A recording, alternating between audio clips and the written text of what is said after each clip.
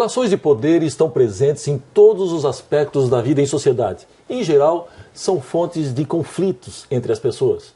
Dentro da família, no trabalho, na política, o uso do poder pode levar ao desenvolvimento da humanidade ou à sua ruína. Para fazer essa complexa discussão, está conosco no programa de hoje o filósofo Mário Sérgio Cortella, mestre e doutor em educação pela PUC de São Paulo, professor titular naquela universidade e autor de inúmeras obras filosóficas. Professor Cortella, é uma satisfação tê-lo aqui conosco. Que bom, fico feliz. Bem, as relações de poder, elas estão presentes em praticamente todo o relacionamento humano, individual, relacionamento coletivo. Eu pergunto, o exercício do poder, ele sempre gera conflito? O que seria mais saudável para um líder, o conflito ou o confronto? Nós temos de lembrar, antes de mais nada, que só existe relação de poder porque humanos somos no plural. Não existiria a ideia de poder se fosse só um único humano. Certo. Como nós somos homens e mulheres em multiplicidade, aquilo que os antigos chamavam de multitude, né, uma profusão, e cada um e cada uma de nós tem na vida autonomia, propriedade sobre si mesmo ou sobre si mesma, e como nós temos de viver em harmonia, minimamente, é necessário que o poder se estabeleça, ou do ponto de vista da organização da vida, ou como um risco até para essa organização. Certo. Ora, nesta direção, a convivência costuma gerar conflito. Por exemplo, numa família, o conflito vem à tona. Divergência de posição, qual o horário para se alimentar no domingo, a televisão fica mais alta ou mais baixa, se está frio, um quer cobertor, o outro não quer. Conflito é parte inerente à convivência, é diferente de confronto. Confronto é a tentativa de anular a outra pessoa. E do ponto de vista mais sério, o conflito ele é positivo quando ele leva a uma melhoria da condição de convivência. O confronto é sempre negativo, porque o confronto leva à busca de anulação da outra pessoa, da outra ideia, e, portanto, ele é esmagador. No conflito se busca convencer, no confronto se busca vencer. E desse ponto de vista, né, o conflito faz parte da vida, mas ele em nenhum momento deve, embora aconteça, ele deve se transformar em confronto. No confronto há perda, no conflito há mudança. Muito bem, professor. Se nós aceitarmos que a história se constrói de forma dialética, esse conflito entre quem detém o poder e quem é submetido a ele poderia resultar, digamos, numa síntese benéfica para o conjunto? Toda a história da humanidade é uma situação processual. Essa situação se dá o tempo todo entre o novo e o velho, na chamada dialética novo-velho, no qual o novo já está contido no anterior. E aí a gente avança, a gente cresce, a gente progride. É preciso lembrar que a palavra progredir, evoluir, ela é uma palavra neutra. Câncer também evolui, problemas também progridem. É uma mudança de estado. Agora, se nós entendemos que é para melhor, eu suponho cada vez mais que esses conflitos que nós vamos tendo de ideias, de posturas, de posições, eles podem conduzir a uma melhoria da existência. Mas quando eles, tal como nós falávamos há pouco, se conformam e se transformam em confronto, isso leva a um retrocesso da nossa condição de vida. Eu gosto muito de imaginar uma coisa, aproveitando que eu sou também da área de teologia na PUC São Paulo, os cristãos afirmam que Jesus de Nazaré disse uma frase fortíssima, que eu acho magnífica, em que ele teria dito: quero que tenhais vida e vida em abundância. Não é mini-vida, não é sub-vida, é vida em abundância. Para que a vida seja abundante, o poder tem que estar a serviço da vida. Não pode ser um poder que serve a si mesmo. Certo. Eu brinco sempre, um poder que se serve em vez de servir, esse é um poder que não serve. A tarefa do poder é servir, não é se servir. Desse ponto de vista, a dialética, o movimento de reciprocidade dos conflitos, ele tem que ser o poder a serviço da vida e abundância. Se ele se torna a anulação, ele aí é um poder que serve a si mesmo, e aí ele é deletério, ele é maléfico, ele é negativo. Bem, professor, na sua opinião, em se tratando de política, o que legitima o poder? A aceitação consensual por parte da sociedade ou a força de coerção? Ou os dois? Os dois elementos, né? Por exemplo, a política entendida como a vida do cidadão e da cidadã. Não se confunda política com partido. Partido é uma das formas de fazer política. Claro. Não é nem a única e nem sempre é a melhor. Mas é uma das maneiras de fazê-lo. Por exemplo, se faz política na família, na igreja, na escola, né, nos meios de comunicação. Política no sentido de interferência na vida coletiva, na vida do cidadão. No campo da política, isto é, da organização da polis, da sociedade, como diriam os gregos, da cidade, da polis, A convivência harmoniosa, ela é um objetivo, mas muitas vezes nós não temos isso como ponto de partida. Certo. Isso é o que nós desejamos chegar. Muitas vezes o consenso é obtido e outras vezes não se tem o consenso. O consenso seria sempre uma coisa apreciável, mas ele não é sempre possível. Várias vezes, por exemplo, é necessário descartá-lo. Vou pegar um exemplo concreto. Políticas discriminatórias negativas. Não se pode ter consenso em relação a elas. Elas têm que ser tiradas fora. O nazismo teve de ser vencido. Não era apenas um conflito.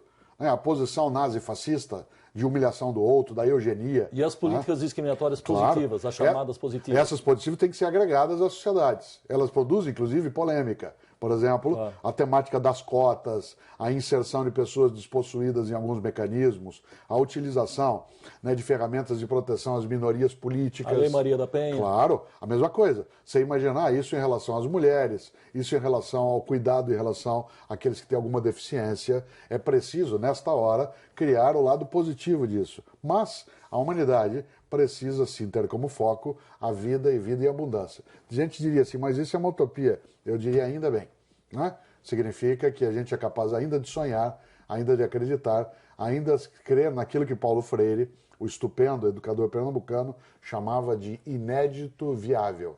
Isto é, aquilo que ainda não é, que portanto é inédito, mas que pode ser, que é viável de construir. E eu acho que uma coisa viável é a vida em abundância. Bem, professor Cortella, nós precisamos fazer um rápido intervalo, nós voltamos em seguida. É um minuto só.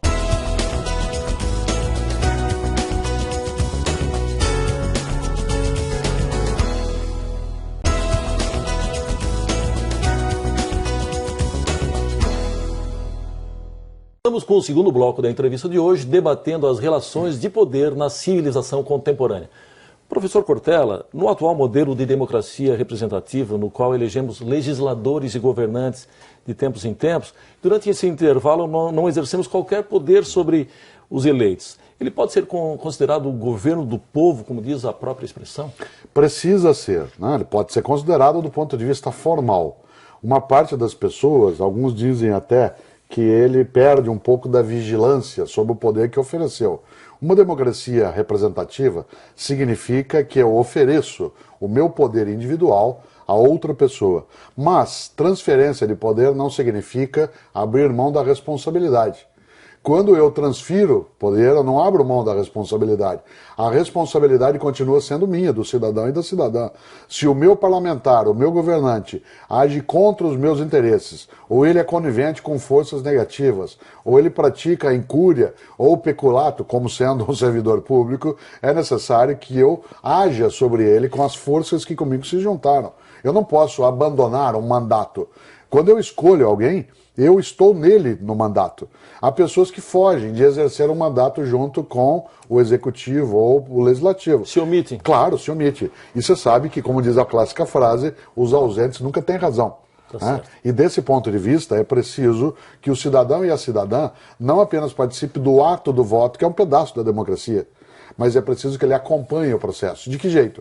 Na leitura, no envio de correspondência, no trabalho com a sua comunidade, discutindo, procurando encontrar o seu parlamentar. E se assim não é, se ele se distancia, prepare-se para fazer campanha contra ele, né, num outro momento da democracia. A omissão é uma forma de cumplicidade. Tá certo.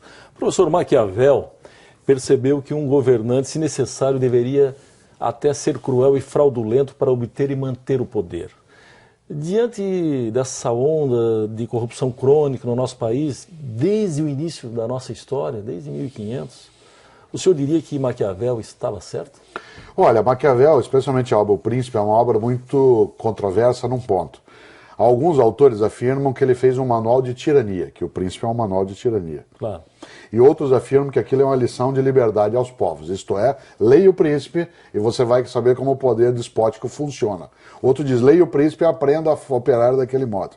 De qualquer maneira, não acho que Maquiavel esteja certo. Porque Maquiavel, ele trabalha nas sociedades ainda pré-modernas. O trabalho do príncipe está na Renascença, quando ele deseja enfrentar o poder despótico da Igreja Católica da época e fazer um unificador, né, do mundo italiano, coisa que, aliás, a Itália só terá com Garibaldi no século XIX, né, com todas as forças, inclusive com a colaboração, né, de Laguna, né, dentro desse processo em Santa Catarina. Aquilo que Maquiavel desejou no século XVI era um condottiere, né, um príncipe que levasse a união do povo. Desse ponto de vista, ele dizia que para obter esse objetivo tudo era válido. Eu acho que não. Eu acho que no Brasil, por exemplo, a gente tem de dizer isso aos jovens. A novidade não é a corrupção, é a apuração. A novidade não é a limpeza, né? Aliás, não é a sujeira, é a limpeza. Certo. Nós nunca tivemos, nos nossos 507 anos, 15 anos de democracia estável como nós estamos tendo nos últimos tempos. Tem CPI, tem discussão, tem apuração, ótimo. Mas o país continua produzindo, a gente continua indo à escola, os meios de comunicação continuam atuando, isto é, não há abalos pela primeira vez nesses 15 anos. É preciso lembrar que nós nunca, na nossa trajetória, tivemos um período tão longo de estabilidade democrática. Professor, nós temos mais corrupção ou mais apuração? Nós temos hoje uma grande taxa de apuração que começa a desnudar essa corrupção. A corrupção ela é inerente à capacidade de existir conjunto humano. Faz parte da nossa liberdade. Agora, uma coisa é dizer que ela faz parte da vida, outra coisa é achá-la natural. Corrupção não é natural, ela é desvio da função de um governante, de um legislativo, de um funcionário, de qualquer coisa. A corrupção, ela é o apodrecimento das condições de convívio leal e honesto. Ora, o Brasil hoje tem uma forma de apuração muito extremada que se deve em grande parte à tecnologia. Se nós não tivéssemos uma tecnologia avançada que cruza dados, daria para que esquemas de corrupção se dessem sem dificuldade. Um dos elementos de apuração da corrupção, por mais que nós não gostemos de impostos, aliás, a palavra imposto não tem esse nome à toa, né? Ela é imposto, né? Uma imposição. É a CPMF. Claro. Ela permite o cruzamento de dados de gastos. Não dá para dizer assim, eu não fiz, não vi, não era comigo. Até há 10 anos, até no imposto de renda, algumas pessoas ainda conseguiam omitir alguma fonte, né, deixar alguma coisa. Hoje não dá. A tecnologia, ela avançou nas condições de apuração, assim como na medicina, os exames por imagem fizeram com que a gente conseguisse outros diagnósticos, o mesmo vale nesse campo. Mas a frase é clássica e tem que ser trazida sempre. O melhor detergente é o sol. O melhor detergente é o sol. Quando você ilumina, né, as forças obscuras, elas correm. Bem, professor, nas relações de trabalho contemporâneas, identificamos a existência do assédio moral, chamado assédio moral, que é uma espécie de abuso de poder Sim. pelo patrão em relação ao empregado, que leva, no mais das vezes, à humilhação do empregado. Sim. O senhor acredita que esses casos podem ser impedidos pela legislação ou a sua eliminação depende do estabelecimento de novos padrões éticos na sociedade? São duas situações que vêm na mesma direção. Primeiro, um lado, uma legislação interna à organização, um código de conduta que vede, recuse a ideia de assédio moral. De outro lado, mecanismos de acolhimento à denúncia quanto a isso dentro da justiça do trabalho. Por exemplo, o patrão, o colega que humilha o outro, passa por ele, um exemplo de assédio moral, é uma forma de violência, passa por ele, olha e diz assim, olha, eu estou de olho em você, hein? E não diz o que é. O outro fica em estado de pavor, isso é terrorismo. Ou, né, você passa por um grupo e diz assim, olha, vocês se cuidem. Isso é uma forma de apavorar. É como se eu, professor, enquanto uma sala está fazendo prova, escrevendo alguma coisa, eu chegasse por trás caminhando, naquela caminhada que nós professores fazemos, claro. E eu paro atrás de alguém, olho para o que ele está escrevendo e não falo nada, só faço assim, ó, e saio. Eu deixo a pessoa num estado de humilhação ou de medo. Claro. Por isso, o assédio moral, tanto quanto o assédio sexual e qualquer forma de violência, ele precisa contar com a parceria entre mecanismos dentro da empresa que rejeitem a aceitação no Código de Conduta e a Justiça do Trabalho, que seja um local de acolhimento da denúncia. O assédio moral é uma excrescência na convivência e ele tem que ser punido pela Justiça e rejeitado no mundo do trabalho. Bem, professor, vamos fazer mais um rápido intervalo, nós voltamos em seguida. É 1 minuto só.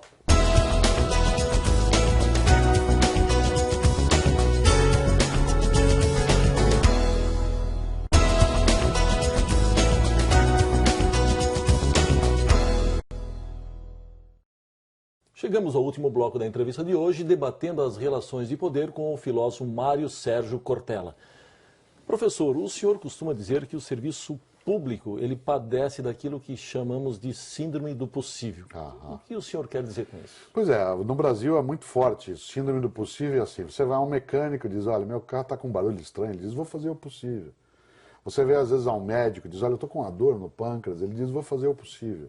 Você recorre a um governante ou alguém do judiciário, olha, eu estou precisando de tal coisa, vou fazer o possível. É preciso saber distinguir o possível do melhor. Eu tenho um livro pela editora Voz que se chama Qual é a Tua Obra? Inquietações propositivas sobre gestão, liderança e ética. E lá eu faço uma reflexão em torno dessa temática. Nesta hora nós temos de aprender com os norte-americanos. Não é tudo com eles que a gente aprende, não é tudo deles que a gente rejeita. Mas uma coisa temos de aprender. Você pede uma coisa para o norte-americano, ele diz, I will do my best. E não é uma diferença de idioma, é uma diferença de atitude. Vou fazer o meu melhor. Chega no mecânico, olha, meu carro, vou fazer o meu melhor. Claro, a ideia de fazer o melhor é procurar aquilo que aperfeiçoa, o que pode ali ser feito. Ficar no possível é repousar no óbvio. E quando a gente pensa em poder, é tarefa do poder, o poder político, o poder judiciário, o poder familiar, o poder docente, o poder da mídia, é necessário que a gente seja capaz de servir. E servir a comunidade exige fazer o melhor e não o possível. No possível, descanso. No possível, repouso. Isso é um perigo. Uma sociedade como a nossa não merece que a gente fique no possível. É preciso, sim, ir atrás do melhor. Por isso, todas as vezes que alguém diz assim, eu faço o que eu posso, talvez a frase deva ser, faça então o que deve.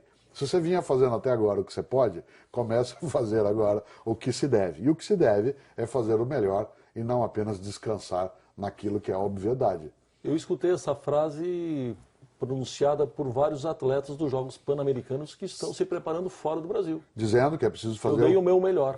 Fiz o meu melhor. É preciso ir atrás do melhor. Porque o melhor é aquilo que constrói a posição mais adequada.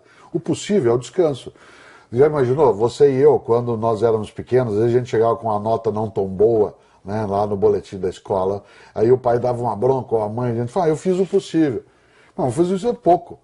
O possível é pouco. Uma pessoa cresce na profissão, na vida, na política, ela cresce na ideia de vida quando ela é capaz de procurar o melhor, não o possível. O possível é muito cômodo. Vez ou outra, o possível se aproxima da mediocridade. Isto é, fazer o mínimo básico. Né? É aquela brincadeira da escola. Deu para passar, então eu fiz. Quanto que era para tirar? Era só aquilo. Isso é contentar-se com o empobrecido. Quando vida humana é ir atrás do pleno e não do empobrecido. Professor, o senhor estava falando há pouco que a finalidade do poder é servir. Um poder arrogante, ele pode cumprir essa finalidade? De forma alguma, porque a arrogância ela é a exclusão do serviço. O poder tem que ser humilde. Humilde é diferente do subserviente. Subserviente é aquele que se abaixa a qualquer coisa. Humilde é aquele que sabe que não sabe tudo, que sabe que não tem qualquer poder, que não venha da coletividade. Humilde é aquele que sabe que aprende com o outro. Humildade é uma virtude. Claro, a pessoa humilde tem que ser orgulhosa do que faz, mas ela ser orgulhosa em nenhum momento deve colocá-la na posição da soberba, aquele que ele acha que ele é o único modo de ser humano. Ao contrário, eu vou insistir sempre, a tarefa do poder é servir. Um poder que, em vez de servir, é um poder que se serve, esse é um poder que não serve. E desse ponto de vista, a arrogância é uma maneira de obter distância do outro. Achar, inclusive, que a outra pessoa, ele é talvez menos de sujeito de direitos, por causa da escolaridade dele, do sotaque que usa, da religião que pratica. É como se ele fosse um menos humano. E não é verdade. A arrogância, ela é um vício, não é uma virtude. Professor, quando um líder tem dúvidas, isso é sinal de insegurança ou de inteligência? Inteligência é uma pessoa que não tem dúvidas, é uma pessoa que não entendeu parte da realidade. Claro, você e eu não podemos ser apenas alguém que só tem dúvidas, mas não tê-las é um sistema extremamente complicado de não crescer. Uma pessoa que não tem dúvidas não cresce, não renova, não inova, ela apenas repete. Ela fica, como eu costumo brincar, fica prisioneira do mesmo. A mesma praça, o mesmo banco, o mesmo jardim. E no mundo que muda, no mundo que se deve procurar o melhor, é preciso ter dúvidas. Será que o que eu faço é o melhor? Será que o que eu convivo é o melhor? Será que o meu modo de ser cidadão é o melhor? Ou ele é o possível? Será que eu sou alguém que passa o tempo todo dizendo assim, nossa, que horror, alguém tem que fazer alguma coisa? E aí eu vejo a degradação, às vezes, da vida, sinônimos de desescolarização, vez ou outra a infância abandonada, a degradação do mundo da política, e em vez de agir eu olho e falo, alguém tem que fazer alguma coisa. Claro, esse alguém sou eu, esse alguém é você. E desse ponto de vista, não é jamais aceitável que alguém caia nessa armadilha, né, exatamente de deixar de lado essa percepção da ação como uma necessidade nessa direção. O senhor também costuma dizer que no trabalho em equipe a competência de uma pessoa termina quando acaba a da outra. Isso não pode gerar uma sobreposição de atribuições dentro de uma instituição? Não, a competência aí no sentido de formação, de capacidade. Há uma frase antiga que dizia: a minha competência acaba quando começa a do outro. Mas isso é num mundo em que não se tinha que trabalhar integrado, onde era possível que poucas pessoas acumulassem muitos saberes. Hoje não mais. Hoje a minha competência acaba quando acaba do outro. Num grupo, numa área, num setor, se você perde competência, eu perco. A regra hoje básica são duas. Quem sabe reparte, quem não sabe procura. Quem sabe reparte, quem não sabe procura. Exige humildade, exige o poder docente, o poder de relação, o poder político, como sendo uma forma de partilha e não de exclusão. O senhor tem mais um minuto. Então, e nessa hora, se nós imaginarmos, e esse é o poder, né? O senhor tem mais um minuto, Isso. Mas é o poder organizado, antes combinado. Esse é o poder democrático. A democracia não é a ausência de regras, é a aceitação coletiva das regras. Eu tenho mais um minuto, porque nós combinamos isso. Posso usar, não para qualquer coisa, porque o poder não é soberania, é autonomia. Soberania é eu fazer o que eu quero. Isso não pode numa vida coletiva. A autonomia é eu fazer o que eu posso no âmbito da minha liberdade. Sendo livre, digo eu, poder para servir nesse minuto que termina. Muito obrigado, foi uma honra entrevistá-lo. Bom, fico feliz. Chegamos ao fim de mais um Justiça do Trabalho na TV. Hoje tivemos a honra de receber em nosso programa o filósofo Mário Sérgio Cortella, professor da PUC de São Paulo, que nos trouxe suas reflexões sobre a questão do poder na civilização contemporânea. Estaremos de volta na próxima semana com mais um tema do seu interesse. Até lá!